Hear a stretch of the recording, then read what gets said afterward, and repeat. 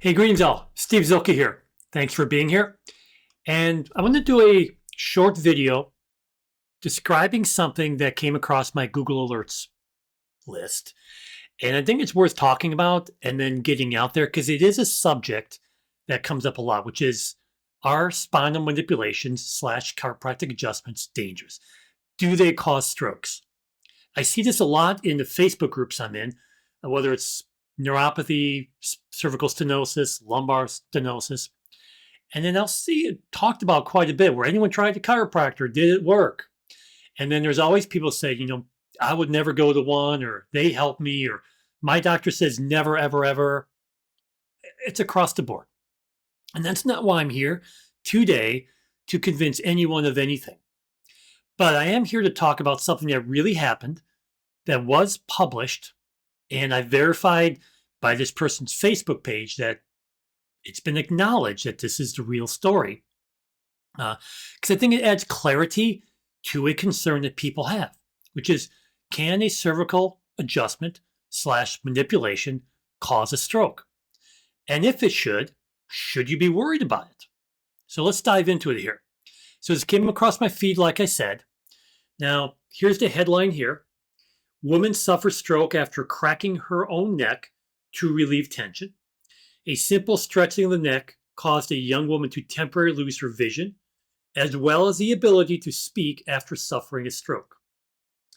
Here's her name. I'm going to try to blur this out and not say it, even though she does acknowledge it on her Facebook page. She was driving home from Walmart when she felt a headache coming on and instinctively stretched her neck to the right to relieve some tension. Commonly done. I do it all the time.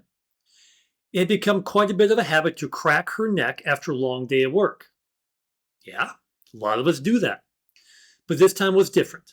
Almost immediately after hearing the crack in her neck, she felt a sharp pain in her neck. Right? That's a sign that something's going on. But honestly, if I'm stretched out my neck, I've kind of done that too. And sometimes it's just your fascia giving you some feedback that's a little bit unhappy with you, and you just back off, right? Okay. So the pain in her neck didn't feel normal, and the fact that it didn't subside over the next several days didn't exactly feel reassuring. But she only relied on over-the-counter pain medication to deal with it, which is normal. That's typical. Instead of seeing a doctor, medicine instead of a doctor, besides, she would not get in that quickly anyway. And it wasn't until 5 days later that things took a turn for the worse. She was sitting at her table doing her makeup before a date when a bright light suddenly flashed in front of her eye. She lost her vision. Blinking hard didn't seem to help, but in about 15 minutes her vision returned and she just brushed it off as some freak occurrence. Okay, so she's getting a flashing sign that something's wrong. Whoa, this is really freaky. And we've all had some of those nervous glitches. Maybe not going blind in an eye, but this body sometimes has weird functions. It's okay, all right. Kind of keep an eye on things. Okay. She said, I had like a blinding light come through my right eye and then lost vision.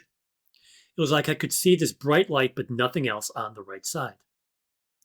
Soon after losing her vision, she felt the entire right side of her body become tingly and then numb. But she only realized something was very wrong when she started losing the ability to speak coherently. Instead of forming words, she uttered jumbled gibberish. So her husband immediately drove her to the hospital. Right? Seems reasonable at this point in time. That's exactly what should be done. Of course, these are all signs of kind of classic strokes, right? The side goes numb, speech becomes impaired. When those things happen to us, we should all be thinking, this is not good, could be a stroke, let's get it checked out. So good on them so far. Honestly, I don't think she's done anything that a normal person wouldn't do from the beginning to the end. Once at the hospital, the doctor performed a CT scan, right, which revealed that she had suffered a stroke. After talking to medical staff about the pain she felt stretching in her neck, pain she felt after stretching her neck in the car a few days prior, she was told that the innocent neck crack had caused an arterial dissection. So you've got the vertebral artery coming up through here, carotid artery, vertebral artery, it just dubs off there. And more than likely what happened is it just did the quick stretch, caused a dissection, which is just a tear in the lining of it, right? Which later results in a blood clot reaching your brain. So the tear in the arterial wall was healing. That's how we heal things. You form a blood clot, scar tissue overrides it and heals it. However, eventually that broke off into a big enough chunk as it went up into the brain. It occluded a smaller artery up the chain, kind of like a big log flowing downstream, bigger river to smaller river to creek. Eventually, that blood clot or log gets lodged somewhere and it creates a backup. And that's what happened to this person. So she was told that this neck crack had caused a dissection, resulting in a clot, reaching her brain and causing a stroke. Luckily, the clot was quickly dissolved, so the doctors did not need to operate. Awesome. Perfect. And then going on now, she's had a full recovery, which is exactly what we want. Great for her. But the reason I bring this up is, and feel I need to talk about it because this is a fairly common scenario. I did a little other research, and there's plenty of other storylines where this has happened. But how sometimes this plays into the realm of chiropractic is there's been investigations into people who have gone to chiropractors and experienced a stroke as a result of the process, or the stroke happens after you see the chiropractor. That's a little better way to say that.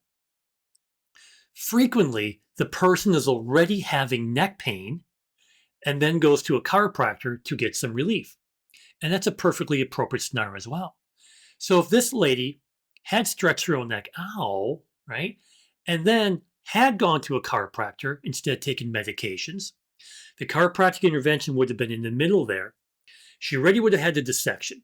She already would be forming the blood clot. But now the manipulation would be in there. Maybe the manipulation would have released the blood clot sooner. Maybe not.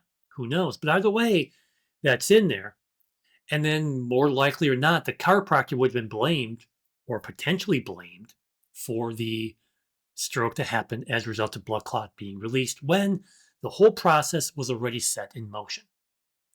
And this is an extremely reasonable scenario that I feel the need to talk about because it makes complete sense to me. So thanks for watching. I feel this is appropriate to what I'm talking about on this channel. Hope you're all having a good day. I'm going to put the link down below to the storyline. It is public record. So I'm not, like I said, I'm going to try to blur out her name on this video, and I did not purposely mention it. But there we go for that. All right. Thank you guys for being here, and I will see you another time.